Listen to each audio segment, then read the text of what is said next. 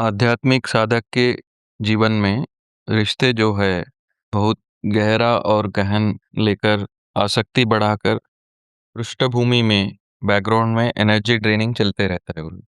इसको अभी हम देख रहे हैं तो थोड़ा फीका फीका लग रहा है, फिर भी एनर्जी ड्रेन होते रहता है।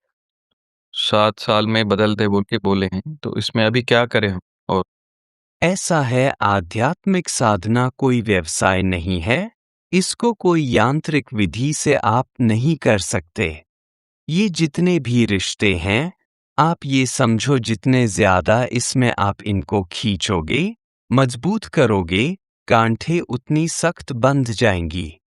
और जब गांठें इतनी बंध जाएंगी तो रिश्तों में फिर दरार आ जाएगी। आदमी एक दूसरे को समझ नहीं पाएगा, एक दूसरे की गलतियां ही निकालता रहेगा। इसलिए रिश्तों में रहने के लिए ये आवश्यक है कि थोड़ा सा स्थान बना के रखें, थोड़ा सा डिस्टेंस मेंटेन करें। आप ये समझें कि वो अलग है और मैं अलग हूं।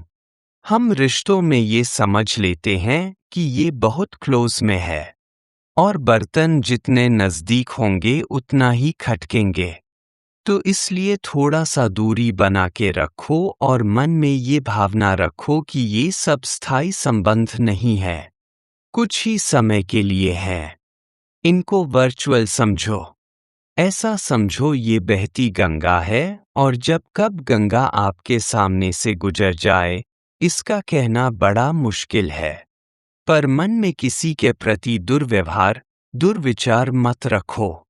अच्छी भावनाएं रखो, हर रूप में दूसरे की सहायता करने का ही प्रयत्न करो। लेकिन स्वयं को उनसे थोड़ा दूर रखो, क्योंकि जब आप बहुत ही निकट आ जाते हो रिश्तों में, तब किसी ना किसी कारण से मनमुटाव बढ़ जाता है। क्योंकि आप भी अलग प्राणी हैं, वो भी एक अलग प्राणी है। आप जिस भावना से कुछ बोलते हैं, वो उस भावना से अपने अंदर धारण नहीं करते, उसमें त्रुटियां ही निकालते हैं। इसलिए प्रयत्न ये करो कि जितनी जरूरत हो उतनी ही बात करो और स्वयं के अंदर मौन रखो। मौन रखोगे तो आपके अंदर शक्ति आएगी और आपके अंदर जागरूकता भी रहेगी। जो भी बोलते हो वो जागरूकता से बोलो। ये समझ के बोलो कि मेरी आत्मा बोल रही है। और जरूरत की बातें तो किसी से इंसान बहुत कम ही करता है, अनावश्यक बातें ही ज्यादा करता है। और अनावश्यक बातों की वजह से ही मनमुटाव ज्यादा बढ़ता है। अगर आप ये जीवन में इसके अनुसार चलोगे, स्वयं को सुधारोगे, तो दूसरे भी सुधरेंगे। आप ये मत समझो कि कुछ दूसरों की वजह से हो रहा है। कारण आप स्वयं ही हो, क्योंकि आप ही जागरूकता से उनके सामने स्वयं को प्रस्तुत नहीं करते। मन में आपके कुछ और रहता है, बाहर से कुछ और बोलते हो। और इस कारण से ही उनकी आत्मा आपके भावों को समझने में उन्हें कष्ट होता है।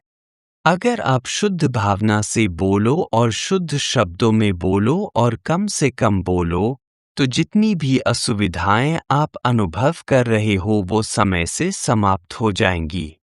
और एक बात अवश्य मन में रखो कि हम सब की चेतना का विकास अलग अलग है।